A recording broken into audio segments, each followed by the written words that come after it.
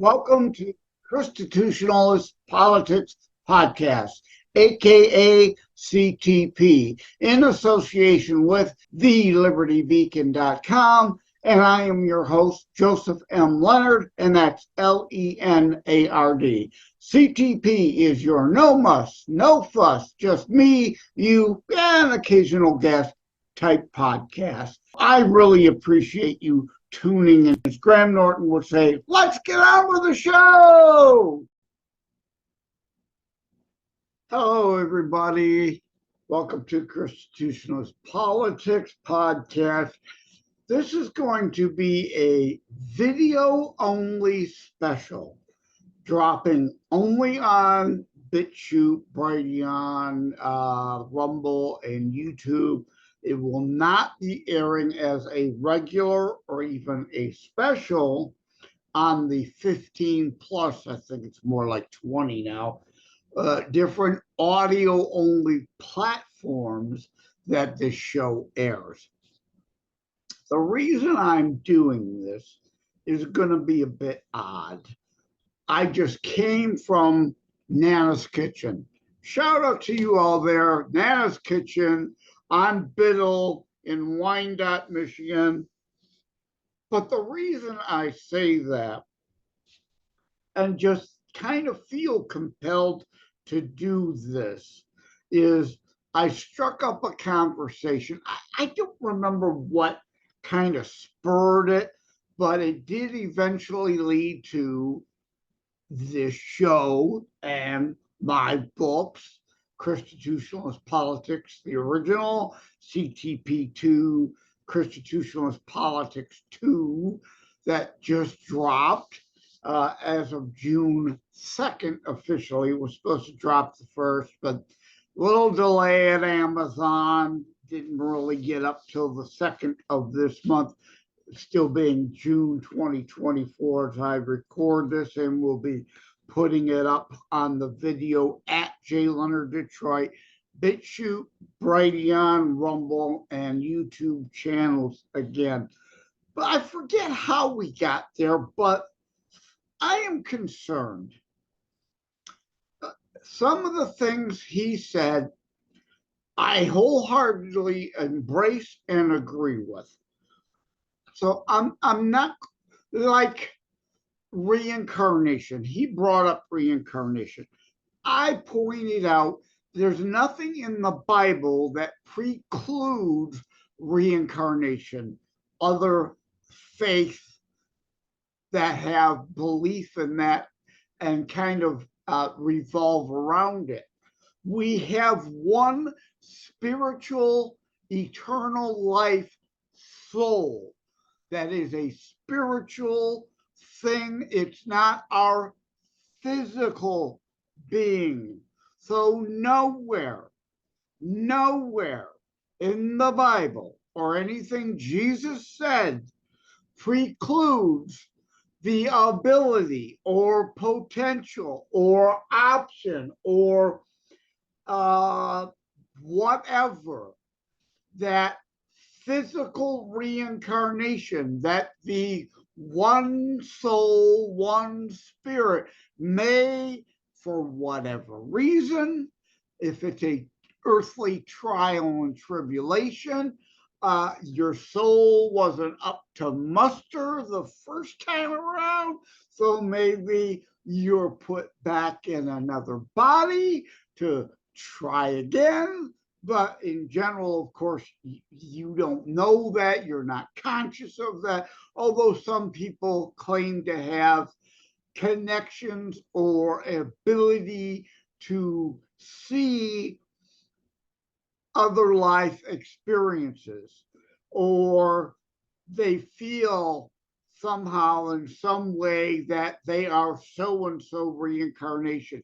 They have thoughts, they have feelings that seem to have come from, indeed, another lifetime.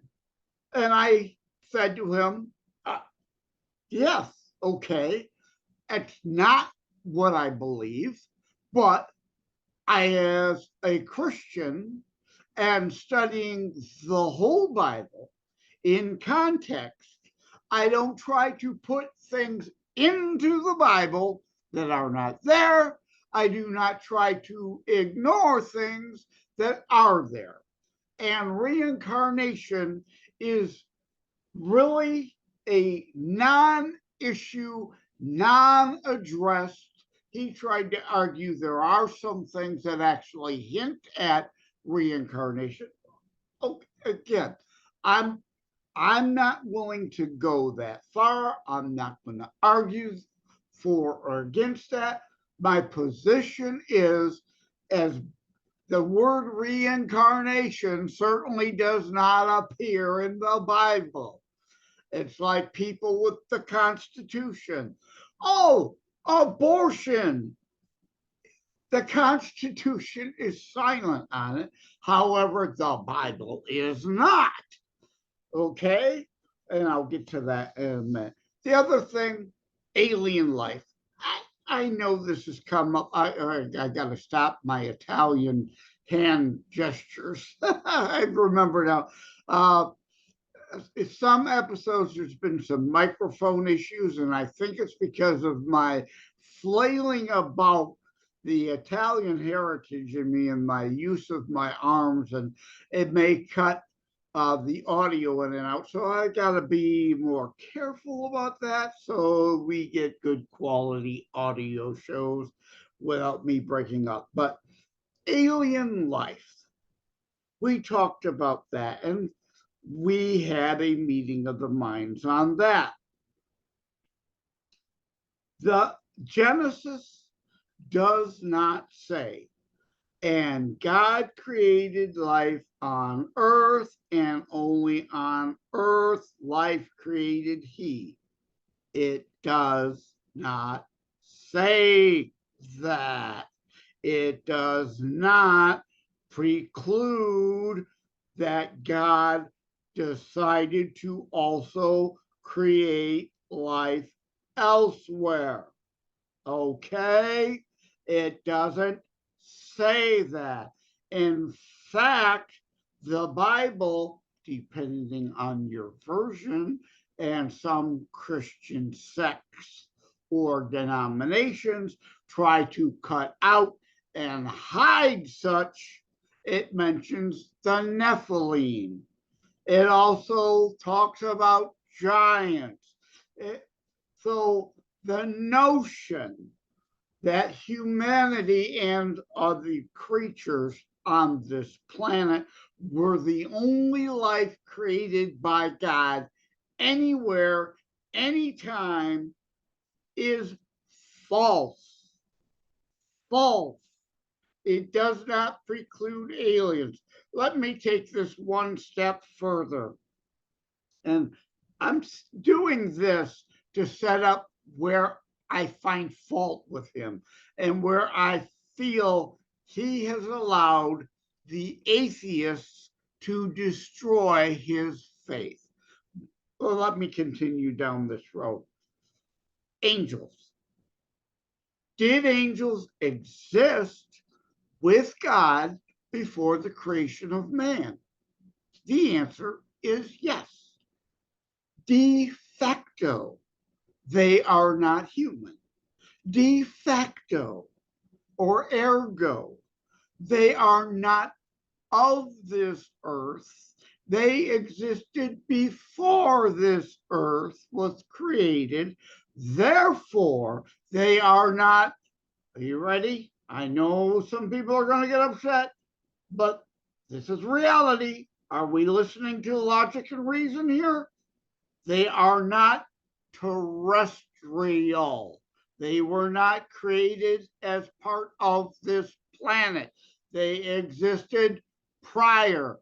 Therefore, de facto, ergo, in human language, there is no arguing. Angels are extraterrestrial. Now, all right, please, all right, don't get upset. Don't tune out. Hang in with me. Now, angels are a whole other thing, a spiritual, faith-based realm entity being that is different than the little green man from Mars life potential or not existence. Lizard people, grays, whatever. And are they interstellar, interdimensional, or intertimental? Yes, I coined that last one to go with interstellar, which means of another solar system potentially. Interdimensional, perhaps exist in the same plane or area of time, space, but another dimension, and cross dimensions, or intertimental, as some argue, maybe the grays are really us who are time travelers from the future to now. All right, I'm not arguing for, against any of that. I'm not. All I am saying, please, are you hearing what I'm actually saying logically and reasonably, thinking wise, and not getting all emotionally hysterical, which is the basis of the conversation I had with the guy there. Logic and reason, we can still be faith and not throw away the brains that were given of us and our free will and apply logic and reason to things. It's when we get emotionally hysterical that we get into trouble. And I'm not saying anything about if they're interstellar, interdimensional, or intertimenal. If they do or don't exist, I am just and only saying the Bible does not preclude it from happening, or have happened, or could happen. It does not say, again, in Genesis, God created life on earth, and only on earth life created he. Does not say that. Get over ourselves and our hubris. That's what this is. Pride and hubris. We have to be only intelligent life that God created. That's your hubris, not the Bible talking. Okay? Do we understand that? Can we follow that? The problem here is when we get into twisting, and my problem with him is, and this happens a lot with anti-Semites. I am not calling him anti-Semitic. I don't know if he is. I don't believe he is, but you've heard me say it before. Jesus, a Jew, came to fulfill the Jewish scriptures, the King of the Jews. We as Christians, if we're real Christians, really are Messianic Jews. Now, that's not to say, or let me rephrase this.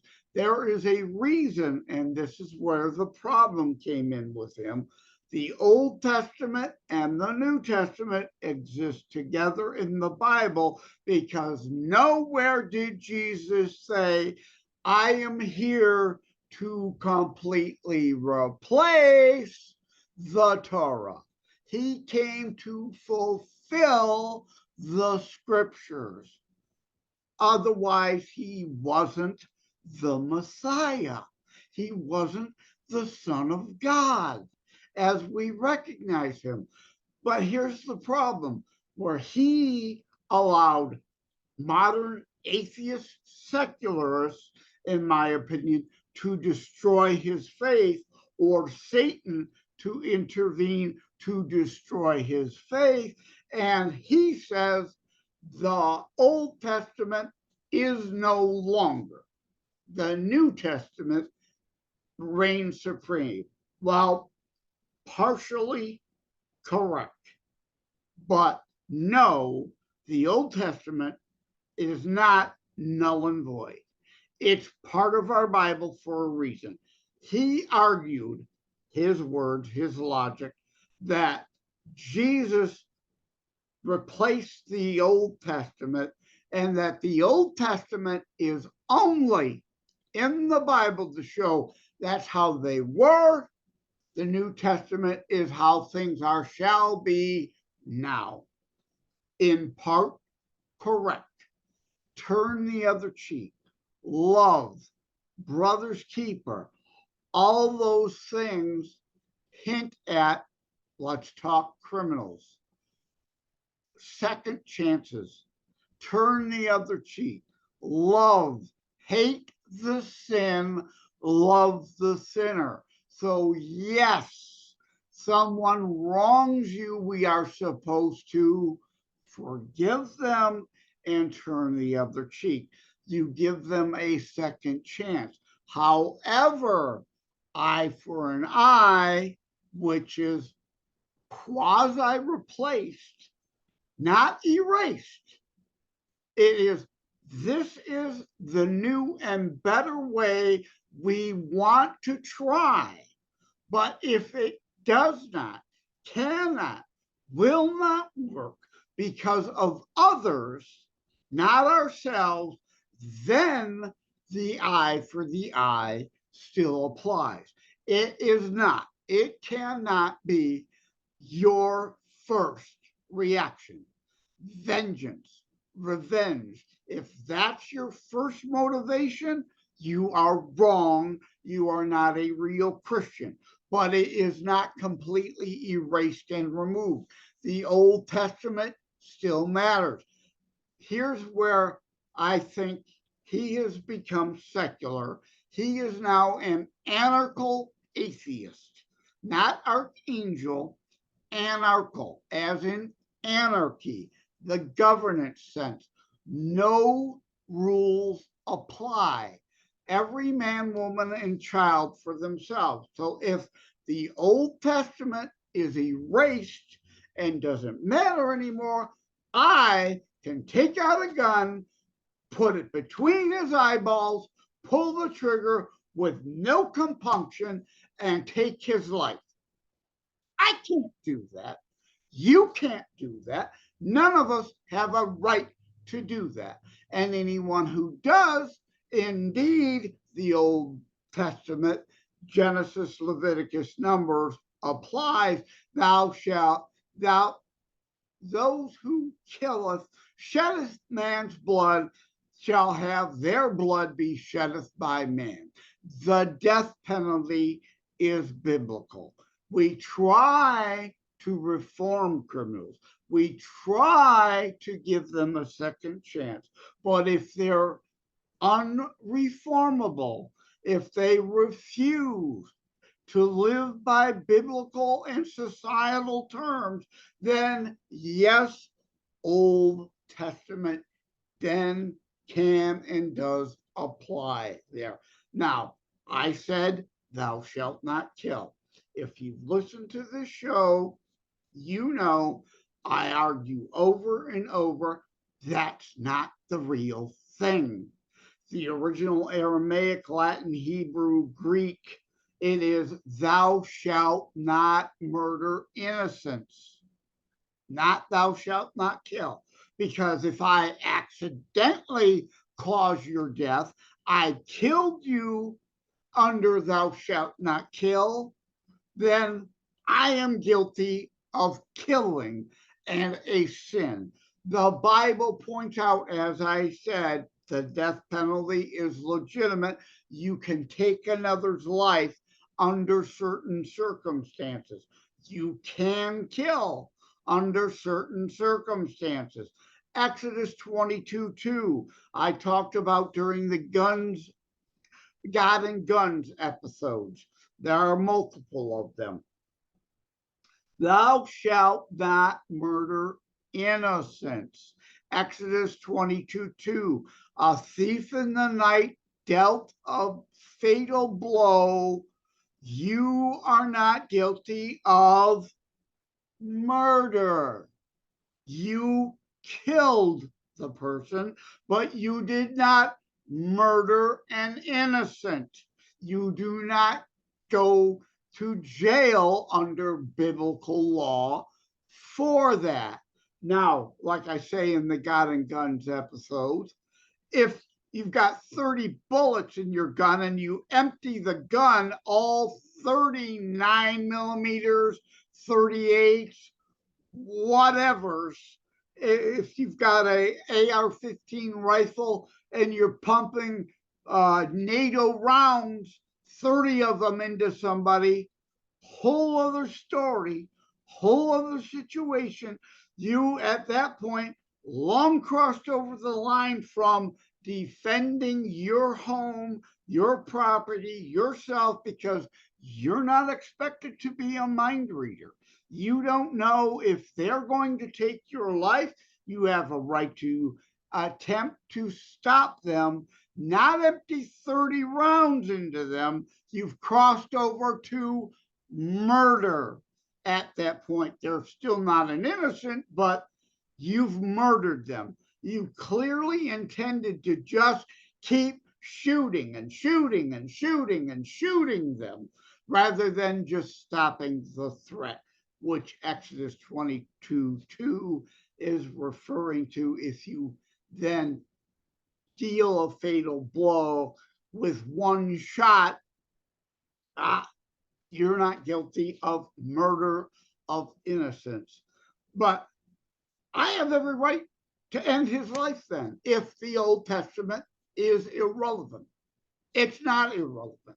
Jesus nowhere said, I am here to erase the Old Testament, to erase the Torah. Never said it. Doesn't say it anywhere in the New Testament.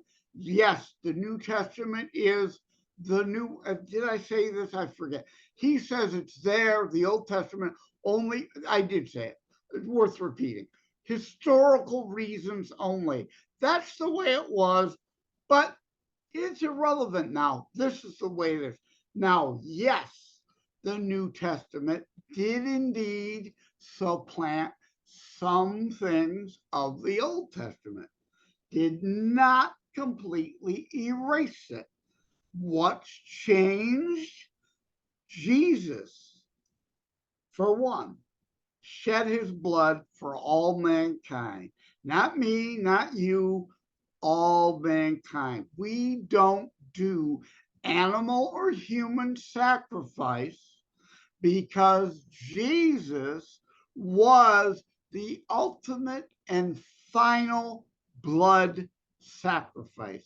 So in that aspect, yes, the New Testament, the new way, is above and beyond and replace that aspect, not all of the Old Testament, that aspect of the old ways.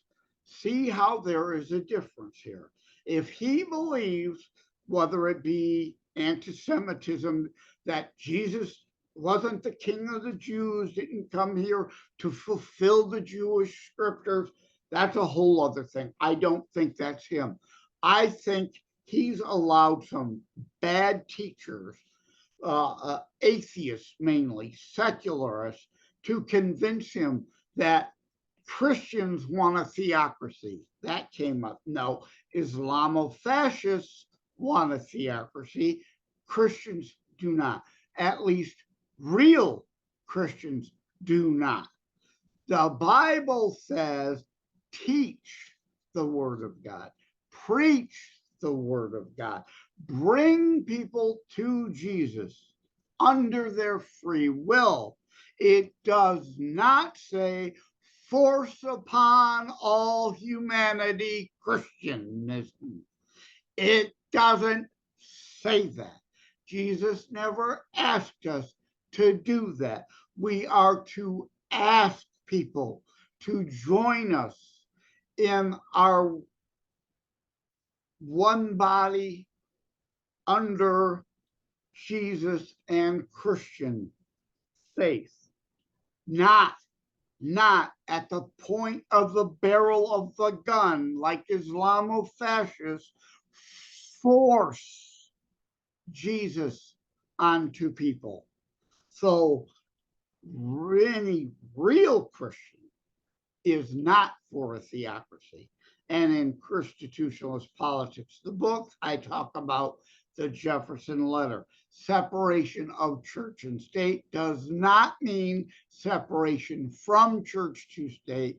You do not have freedom of religion. You cannot force me to not or do away with my faith. I likewise do not have a right, and a theocracy would do that, to force my religion on you. We are free individuals. That's the greatest thing about the United States of America. We don't force these things upon others. But his anarchical atheism, saying that the Old Testament doesn't apply, is that anarchy. The rules don't apply. I can murder. I can steal. I can whatever. We are given personal commandments. I'm going to close with this because I know I'm going a lot longer than I expected, and hopefully people haven't tuned out. Jesus was not a socialist, and he agreed with me on this, right? Community does not mean communism. That's a bastardization of the word community they tried to co-opt and derive it from. I am to be my brother's keeper. That is a personal commandment of community, not a tyrannical, dictatorial, government forced communistic position. You do not have a right to force someone to take care of someone else. Period. Not there. The Bible also says and makes the distinction between the unwilling and the unable.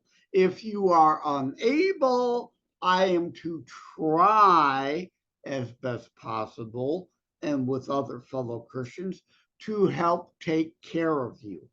If you are unwilling to bother to help yourself, we have zero obligation.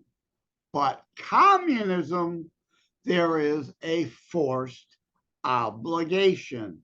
See, community and communism is not the same thing. Jesus was not a socialist. Jesus also said, the poor will always be among you. That's an acknowledgement of human nature, and that unwilling versus unable. We are to help those who are unable. We have no obligation to the unwilling, the lazy, the cons, the scammers who are looking to take from others handouts stolen from Steve to give to them Eve or whatever. Community versus communism. One is biblical, the other is not. I could go on and on. There's a lot here. The problem here, and the point is, a lot of people are losing their faith because anarchical atheists are trying to engage in that separation from church to fascistic, tyrannical state. Everyone then is a ward of the state, everyone beholden to the state, and the state takes care of everybody. And if they want, if they need to steal from you, that's still theft, to give to another, that's unbiblical, satanic communism, not biblical community. I hope you all know by now this show over and over and over. It's about the Bible in full context, not putting things in and not ignoring things that are there, as the left tries to do, as fake Christians try to do. Thou shalt not murder innocents. A child in the womb is an innocent human life. It is not the mother's kidney or liver. It is at conception, then it's new life, new human life that is gestating in the womb. I've got another piece that's going to be coming out soon. I'm looking at my notes. You may see. Oh, if I could find it, I can't find it here now. The point of that show, though, going to be, I'm losing my train of thought now. I apologize to you all, but at least I haven't said, at any rate, in this episode, and yes, for the benefit of the transcript, I purposely said that laughing at myself because I hadn't said it yet. Life in the womb at conception is a new human life. If you need to do something with your kidney, go ahead. Need to do something with your heart, go ahead. Need to do something with your liver, go ahead. That is your body, your choice. That other life that has its own DNA, its own blood type, its own organs, its own everything else, separate and apart from your body, but is gestating in the womb for a period. Oh, that other article and show is going to be on self-sufficiency, right? The baby is not self-sufficient. It can't survive yet until it gestates to a point that it can then somewhat survive outside the womb. There's still a period of time that child is not self-sufficient. Can you murder it at that point? It's not self-sufficient. What about old people? Are any of us, this episode will contend, self-sufficient? I am on disability. I paid in to a system that then therefore makes me entitled to collect disability because I paid into it. I'm not self-sufficient at age 62. I am dependent on that of others who are maintaining that system that pays me so I can afford to keep the roof over my head. A roof I didn't build. I didn't build this house. I'm not self-sufficient. Somebody else built this house. I was dependent upon them doing that. The food I eat, I'm not in the middle of the forest scavenging for berries or hunting and skinning my own live game and cooking it. I am dependent on farmers and ranchers to grow or raise my food. No one is self-sufficient.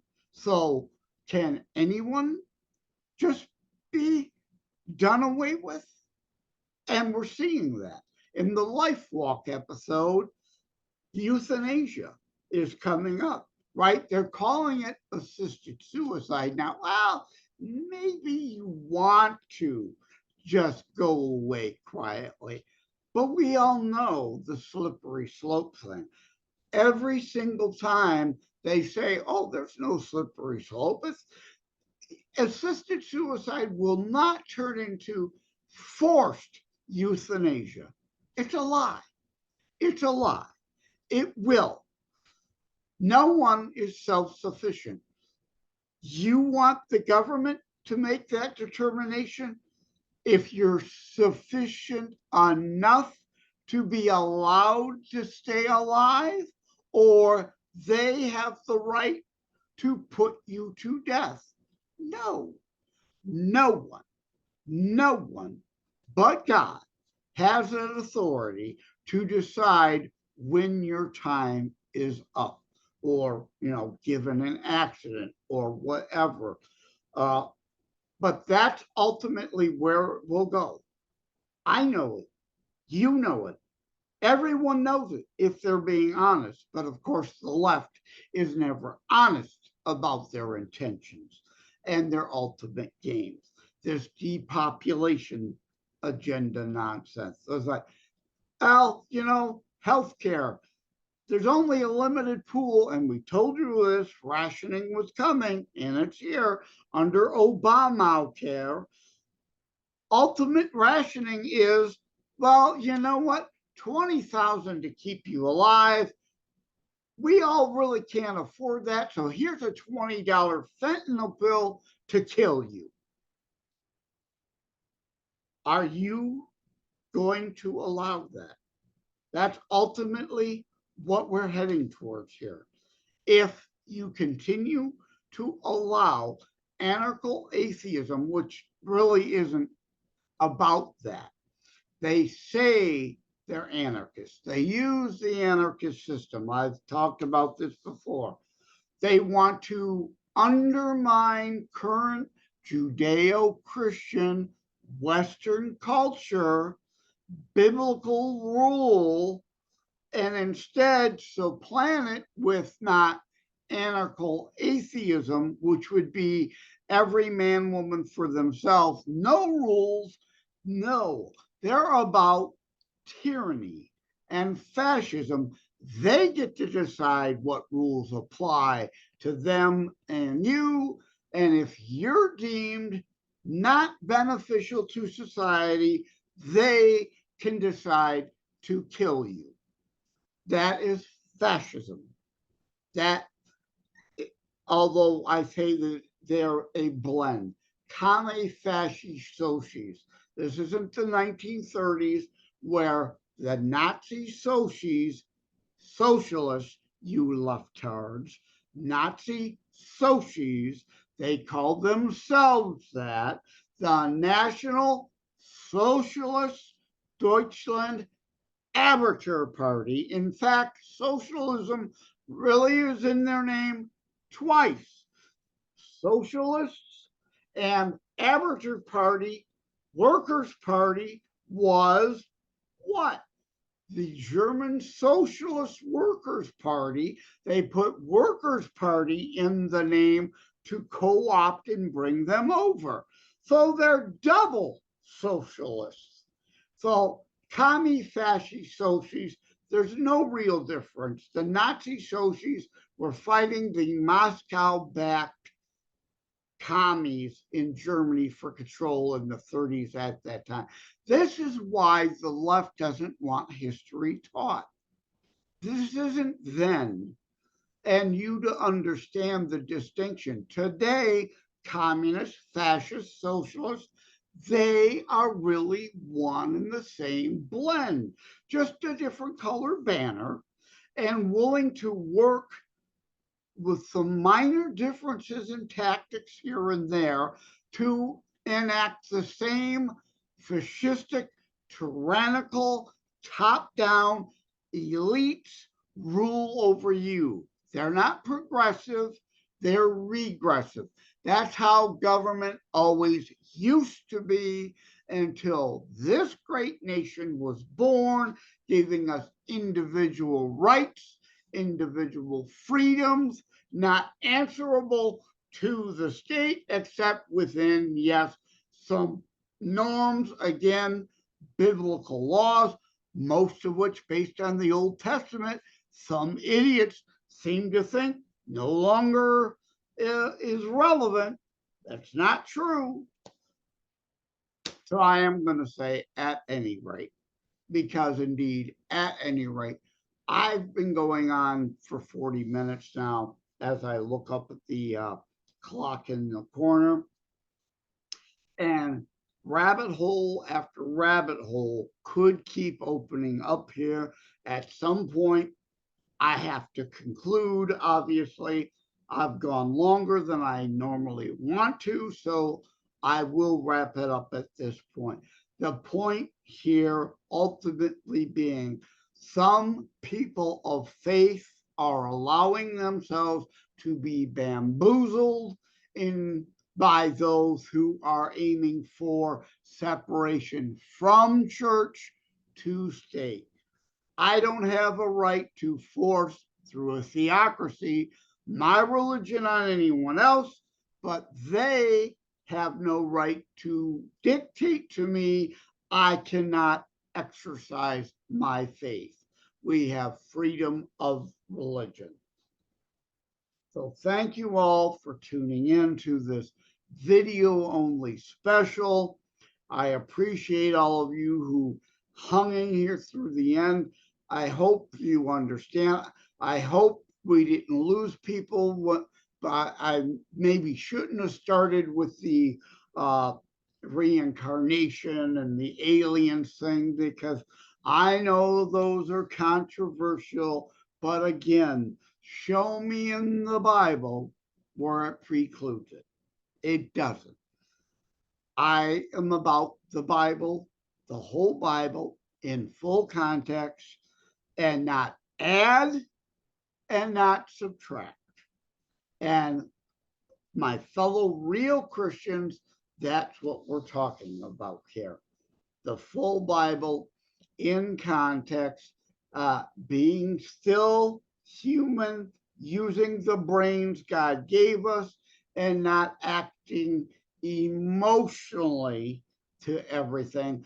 I don't want to believe this, so I refuse to believe this, and I am going to twist the Bible to back me up where the Bible doesn't back me up. Thank you all.